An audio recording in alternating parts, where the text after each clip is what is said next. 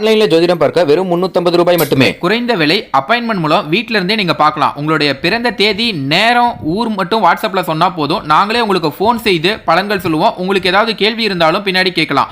So WhatsApp number பார்த்தீங்கன்னா 88 70 10 75 27. ஆன்மீக அன்பர்கள் அனைவருக்கும் அன்பான மாலை வணக்கம். இன்றைய பதிவில் நம்ம பார்க்கக்கூடியது ஜூன் மாதம் 27ஆம் தேதியை கடந்துட்டா இந்த ஒரு மாற்றம் விருச்சிகராசினியர்களுக்கு கட்டாயமாக நடந்தே தீரும் அப்படின்னு சொல்லியிருக்காங்க. ஸோ கிரக அமைப்புகளின்படி பார்க்கையில் அப்படி என்ன மாற்றம், என்ன கிரகத்தினுடைய மாற்றமாக உங்களுக்கு ஏற்பட போகுது, என்ன மாதிரியான விஷயங்கள் உங்களுக்கு சாதகமாகவும் என்னென்ன விஷயங்களை நீங்கள் பாதுகாப்பாகவும் இருக்கணும் அப்படின்றத பற்றி தான் இந்த பதிவில் நம்ம டீட்டெயில்டாக தெரிஞ்சுக்க போகிறோம். வீடியோக்குள்ளே போகிறதுக்கு முன்னாடி நீங்கள் இன்னும் நம்ம சேனலை சப்ஸ்கிரைப் பண்ணாமல் இருந்தீங்க அப்படின்னா மறக்காமல் சேனலை சப்ஸ்கிரைப் பண்ணிக்கோங்க. கூடவே பக்கத்தில் இருக்கிற பெல் சிம்பிளையும் கிளிக் பண்ணிக்கோங்க. அப்போ தான் நாங்கள் போடக்கூடிய வீடியோக்கள் எல்லாமே உங்களுக்கு நோட்டிஃபிகேஷனாக உடனுக்குடன் வந்தடையும். நீங்களும் பார்த்து பயன்பெறலாம். வாங்க வீடியோக்குள்ளே போகலாம். 2025ஆம் வருடத்தினுடைய 6வது மாதமாக காணப்படக்கூடியது ஜூன் மாதம். இந்த ஜூன் மாதத்தினுடைய இறுதியை கிட்டத்தட்ட நம்ம நெருங்கிட்டோம். ஸோ ஜூன் 27க்கு அப்புறமா நிறைய மாற்றங்களானது ஏற்பட இருக்கு. அந்த மாற்றம் எப்படிப்பட்டது அப்படின்றது தான் இப்போ நம்ம தெரிஞ்சுக்க போகிறோம். ஜூன் 27க்கு அப்புறமா ஏற்படக்கூடிய மிகப்பெரிய கிரக மாற்றங்களில் ஒன்றாக காணப்படக்கூடியது சுக்கிரனுடைய பயிற்சி. இவர் பார்த்திங்கன்னா ஜூன் 29க்கு அப்புறமா பயிற்சி ஆகிறாரு. ஸோ ஜூன் 29க்கு அப்புறமா தன்னுடைய சொந்த ராசியான சொந்த வீடான ரிஷபத்தில் போய் என்ட்ரி ஆக போகிறாரு. ஸோ இந்த ஒரு தருணம் விருச்சிகராசி நேயர்களுக்கு எப்படி இருக்க போகுது அப்படின்றத பார்க்கறதுக்கு முன்னாடி விருச்சிகராசி நேயர்கள் இந்த வீடியோ பதிவை பார்த்துட்டு இருக்கீங்க அப்படின்னா மறக்காமல் நம்ம வீடியோக்கு ஒரு லைக் பண்ணிக்கோங்க. கூடவே கீழே இருக்கக்கூடிய கமெண்ட் பாக்ஸில் விருச்சிகராசி நேயர்கள் யாராவது உங்கள் ஃபேமிலியில் இருக்காங்க அப்படின்னா மறக்காமல் அவங்க யாருங்கிறத கமெண்ட் பண்ணுங்கள். பொதுவாக கிரக மாற்றத்தின் மூலமாக ஏற்படக்கூடிய மாற்றங்களை நம்மளால் தவிர்க்கவே முடியாது. எது நடந்தாலும் நம்ம ஏற்றுக்கிட்டு தான் ஆகணும். ஏன்னா காலங்களும் நேரங்களும் மாறும் பொழுது நம்மளுடைய வாழ்க்கை சூழ்நிலைகளும் பல பிரச்சனைகளை தாண்டி மாற்றம் அடையுது. அப்படி தான் விருச்சிக ராசினியர்களுக்கு அடுத்து வரக்கூடிய நாட்கள் எல்லாமே கலவையான பலன்களை தான் கொடுக்குற மாதிரி இருக்குது. ஸோ கொஞ்சம் பார்த்தீங்கன்னா பலவீனமான முடிவுகளை கூட உங்களுக்கு தரலாம். அதனால் எதுக்கும் தயாராக இருக்கிற மாதிரி இருந்துக்கணும். சொல்லப்போனால் சூரிய கிரகத்தினுடைய பயிற்சி இந்த மாதத்தினுடைய முதல் பகுதியில் உங்களுக்கு 8வது வீட்டில் தான் இருக்கும். அதே 2ஆம் பாதிக்கு அப்புறமா எங்கே போவாங்கன்னா உங்களுடைய அதிர்ஷ்ட வீட்டுக்கு போயிடுவாங்க. அதுவும் செவ்வாய் ஜூலை 28 வரைக்கும் உங்களுக்கு 10வது வீட்டில் இருந்து தான் அருள்பாலிக்க போகிறாரு. ஸோ அதுக்கப்புறம் ஒரு 11வது வீட்டுக்கு மாற போகிறாரு.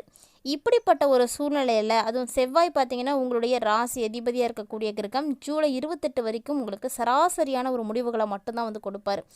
ரொம்ப நல்ல பலன்கள் கிடைக்கும் அப்படின்லாம் நீங்கள் நினைக்காதீங்க. ஆனால் இந்த 28க்கு அப்புறமா தான் உங்களுடைய வாழ்க்கையில் நல்ல மாற்றங்கள் இவர் கொடுக்க இருக்கிறாரு. மேலும் புதனுடைய பயிற்சி பார்த்திங்கன்னா வரக்கூடிய நாட்கள் முழுக்க உங்களுக்கு அதிர்ஷ்ட வீட்டில் தான் இருக்க போகுது. அதுவும் குறிப்பாக சொல்லணும் அப்படின்னா ஜூலை 18 இருந்து புதன் வக்ரம் அடைய போகிறாரு. அதனால் உங்களுக்கு வரக்கூடிய நாட்கள் முழுக்க புதனுடைய கிரகமானது உங்களுக்கு நல்ல ஒரு பலன்களை கொடுக்குற இடத்துல இல்லை. ஸோ நீங்கள் அவங்கக்கிட்டேயுமே எதையும் எதிர்பார்க்கக்கூடாது. குரு அடுத்ததாக பார்த்தீங்கன்னா 8வது வீட்டில் இருக்கிறாரு. ராகுவினுடைய ராசியில் இவர் பயிற்சியாகி இருக்கிறாரு. இந்த நேரம் உங்களுக்கு சாதகமான சூழ்நிலையாகவும் இருக்காது. ஸோ கிட்டத்தட்ட பார்த்தீங்கன்னா ஒட்டுமொத்தமாக எல்லா கிரகங்களுடைய மாற்றங்களுமே உங்களுக்கு சாதகமான சூழ்நிலைகளில் இப்போதைக்கு இல்லை அப்படின்றது தான் உண்மை. இந்த டைமில் சுக்கிரனும் பார்த்திங்கன்னா 26 அதாவது ஜூலை 26 வரைக்குமே 7வது வீட்லேயும் அதுக்கப்புறம் தான் 8வது வீட்டுக்கும் போவார். இந்த மாதிரியான நேரங்களில் உங்களுக்கு நல்ல ஒரு பலன்கள் கிடைக்குமா, ரொம்ப டாப் நாச்சாக இருப்பீங்களா அப்படின்னா கண்டிப்பாக இல்லை. சராசரியான ஒரு முடிவு தான் உங்களுக்கு கிடைக்க போகும். நிறைய விஷயங்கள் உங்களுக்கு சாதகமாக இல்லை அப்படிங்கிறதுக்கு இந்த கிரகங்களுடைய அமைப்புகளே உங்களுக்கு நல்ல விலைக்கு இருக்கும் அப்படின்னு நினைக்கிறேன். ஸோ இருந்தாலும் தொடர்ந்து உங்களுக்கு சனீஸ்வர பகவான் மீனத்தில் இருக்கார். அவர் எங்கே இருக்காருன்னா 5வது வீட்டில் இருக்கிறாரு. இந்த டைம் தன்னுடைய சொந்த ராசி அதாவது சனியினுடைய ராசியில் இருக்கக்கூடிய நேரத்தில் சனிக்கிட்ட இருந்தும் நீங்கள் எதுவுமே எதிர்பார்க்க முடியாது. ஸோ கிட்டத்தட்ட பார்த்தீங்கன்னா எந்த கிரகமுமே உங்களுக்கு நல்லதை கொடுக்கக்கூடிய வகையில் இல்லை. எல்லாமே பின்தங்கி தான் இருக்குது. ஸோ இந்த காலத்தை நீங்கள் ரொம்ப ரொம்ப கவனமாக கடந்து வரணும். சற்று பலவீனமான முடிவுகள் கிடைக்கக்கூடிய நேரமாக இருக்கிறதுனால வியாபாரம் செய்கிறவங்களாம் எதையுமே புதுசாக செய்யாதீங்க. ஏற்கனவே என்ன செய்துட்ருக்கீங்களோ அதை வழக்கம் போல் மட்டும் செய்யுங்க. பெருசாக அதில் எதுலேயும் இன்வெஸ்ட் பண்ணாதீங்க. நீங்கள் உண்டு உங்கள் வேலை உண்டுன்னு இருக்கிறது தான் இந்த டைமில் நல்லது. அதுவும் பார்த்திங்கன்னா நல்ல ஆற்றல்களை பயன்படுத்தி நிறைய விஷயங்களை அடைய முடியும் அப்படின்றத நம்பிக்கையோடு செய்யுங்க. ஏன்னா முயற்சி தான் நமக்கு ரொம்ப முக்கியமானது. அதில் நமக்கு வெற்றி கிடைக்குதா தோல்வி கிடைக்குதா அப்படிங்கிறது அடுத்தபட்சம். நம்ம எந்த அளவுக்கு அந்த விஷயத்துக்கு அடையிறதுக்கு முயற்சி பண்ணியிருக்கோம் அப்படிங்கிறது தான் முக்கியமானது. அதோட இந்த டைமில் ஆராய்ச்சி மாணவர்கள்லாம் பார்த்திங்கன்னா இந்த டைமில் நல்லா வந்து படிக்க முடியும். அதுவும் ஆன்மீகம் சார்ந்து படிக்கக்கூடிய மாணவர்களுக்கெல்லாம் சிறப்பாக இருக்கக்கூடிய ஒரு காலகட்டமாக இருக்குது. விருச்சிக ராசி நேயர்களில் யாராவது அஸ்ட்ராலஜி படிச்சுட்டு இருக்கீங்க, ஆன்மீகம் சார்ந்த ஆராய்ச்சியில் இருக்கீங்க அப்படின்னா உங்களுக்கு நல்ல முடிவுகள் கிடைக்கும். ஸோ கண்டிப்பாக உங்களால் சிறப்பாக வந்து செயலாற்ற முடியும். இதோட மட்டும் இல்லாமல் விருச்சிக ராசி நேயர்களுக்கு குடும்பம் மற்றும் இல்லற வாழ்க்கை எப்படி இருக்குது அப்படின்னு ஆராய்ச்சி பண்ணி பார்த்தீங்கன்னா அதில் உங்களுக்கு நிறைய பாதிப்புகளானது ஏற்பட இருக்குது. சொல்லப்போனால் பிரச்சனைகளால் சூழப்பட்டிருக்கக்கூடிய நிலை தான் வந்து காணப்படுது. இந்த டைமில் நீங்கள் பிரச்சனையில் இருந்து வெளியே வரணும் அப்படின்னா என்ன பண்ணணும்? புத்திசாலித்தனமாக யோசிக்கணும். எதுலேயுமே வந்து அவசரப்படக்கூடாது. எந்த சண்டை சச்சரவுக்கோ வம்பு வழக்குக்கோ நீங்கள் தானாக போய் மாட்டிக்காதீங்க. யாருக்காகவும் எந்த விதமான விஷயங்களையும் நீங்கள் செய்யாமல் இருங்க. இந்த டைமில் நீங்கள் புத்திசாலித்தனத்தால் மட்டும்தான் ஒரு பிரச்சனையில் இருந்து வெளியே வர முடியும். அப்படிங்கும் பொழுது நாம் கவனமாக இருக்கணும். அதுதான் ரொம்ப முக்கியமானது. காதல் திருமண விஷயங்களும் பார்த்திங்கன்னா உங்களுக்கு அந்தளவுக்கு வந்து ரொம்ப வந்து நல்ல பலன்களை கொடுக்குற மாதிரி இல்லை. ஒரு சராசரியாக தான் இருக்க போகுது. பெருசாக நீங்கள் எதுவுமே இந்த டைமில் எதிர்பார்க்க வேணாம். அடுத்து வரக்கூடிய நாட்களில் நிதி விஷயங்கள் எப்படி இருக்கும்? அதுவும் உங்களுக்கு கலவையாக தான் இருக்கும். ஏன்னா எல்லா கிரகங்களுமே உங்களுக்கு இந்த டைமில் சாதகம் இல்லாமல் இருக்கும் பொழுது நிறைய பிரச்சனைகளை நீங்கள் பார்க்க வேண்டியிருக்கும். நிறைய விஷயங்களை சமாளிக்க வேண்டியிருக்கும். அதுக்கு நிறைய பணம் தேவைப்படும். அதனால் பொருளாதார ரீதியாகவும் கொஞ்சம் கஷ்டங்களை நீங்கள் சந்திக்க மாதிரி தான் இருக்கும். இந்த மாதிரி டைமில் ஒரு சில நேரங்களில் முக்கியமான முடிவுகளும் பார்த்திங்கன்னா உங்களுக்கு பலவீனமாக தான் இருக்கும். அதனால் வரக்கூடிய நாட்களை பொறுத்த வரைக்கும் நீங்கள் கொஞ்சம் அவசரப்படாமல் எந்த முக்கியமான முடிவுகளையும் எடுக்காமல் கவனமாக இருக்கிறது ரொம்பவே நல்லது. அடுத்ததாக நம்ம பார்க்கக்கூடிய முக்கியமான விஷயம் என்ன அப்படின்னா ஆரோக்கியம்தாங்க. ஆரோக்கியத்திற்கு இணையாக வேறு எதுவுமே இருக்க முடியாது. ஏன்னா நம்ம நல்லபடியாக இருந்தோம் அப்படின்னா மட்டும்தான் பல விஷயங்களையும் நம்மளால் சமாளிக்க முடியும். வாழ்க்கையில் என்னதான் கஷ்டங்கள் அப்படின்றது இருந்தாலுமே கூட அதையெல்லாம் சமாளித்து நம்ம முன்னுக்கு வரணும் அப்படின்னா நமக்கு உடல்நிலை முதல்ல ஆரோக்கியமாக இருக்கணும். மகிழ்ச்சியாக வந்து இருக்கிற மாதிரியான சூழ்நிலைகள் உருவாகணும். அப்போ தான் நம்மளுடைய பிரச்சனைகள் ஒவ்வொன்றா நம்மளால் சமாளிக்க முடியும். அதனால் விருச்சிக ராசி நேயர்கள் இந்த காலகட்டங்களில் உடல் ஆரோக்கியமும் கொஞ்சம் பலவீனமாக இருக்குது. சராசரியான பார்த்திங்கன்னா பெருசாக உங்களுக்கு நல்ல ஒரு இம்ப்ரூவ்மெண்ட் எதுவும் இருக்கிறதுக்கு வாய்ப்பில்லை. அதனால் எந்த விதமான விஷயமாக இருந்தாலும் சின்ன சிம்டம்ஸ் தெரிஞ்சாலுமே கூட உடனடியாக மருத்துவர் அணுகி அதற்குரிய மருத்துவ சிகிச்சைகளை நீங்கள் எடுத்துக்கிறது ரொம்ப நல்லது. வரக்கூடிய காலகட்டங்களில் உங்களுக்கு எல்லாமே வந்து சிறப்பாக நடக்கணும் அப்படின்னு நினச்சிங்கன்னா இந்த ஒரு விஷயத்தை மட்டும் மறக்காமல் செய்யுங்க.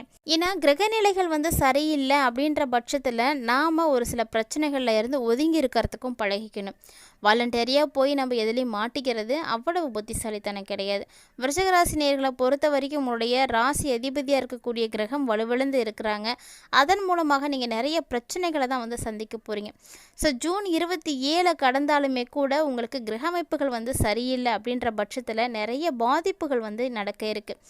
அதில் நீங்கள் கொஞ்சம் சூதானமாக நடந்துக்கோங்க. சொல்லப்போனால் பெருசாக எதையும் எதிர்பார்க்காதீங்க. நீங்கள் உண்டு உங்களுடைய வேலை உண்டு அப்படின்னு இருந்து பாருங்கள். பெரிய அளவில் பாதிப்புகளை நீங்கள் சந்திக்க மாட்டீங்க. ஆனாலுமே கூட உங்களை தேடி பிரச்சனைகள் வரத்தான் செய்யும். ஏன்னா கிரகங்கள் அனைத்துமே உங்களுக்கு ஆப்போசிட்டாக தான் இருக்குது. அப்படி இருக்கக்கூடிய பட்சத்தில் பெரும் அளவு உங்களுக்கு பாதிப்புகள் இல்லாமல் இருக்கிறதுக்கு இறை வழிபாடு செய்யுங்க. கிரகத்தின் மூலமாக ஏற்படக்கூடிய தாக்கங்கள் குறையணும் அப்படின்னா முழுக்க நம்ம நம்பிக்கையாக வந்து செய்யக்கூடிய ஒரே விஷயம் என்னென்னா இறை வழிபாடு தான். இறைவனுக்காக செய்யக்கூடிய பரிகாரங்கள் தான்.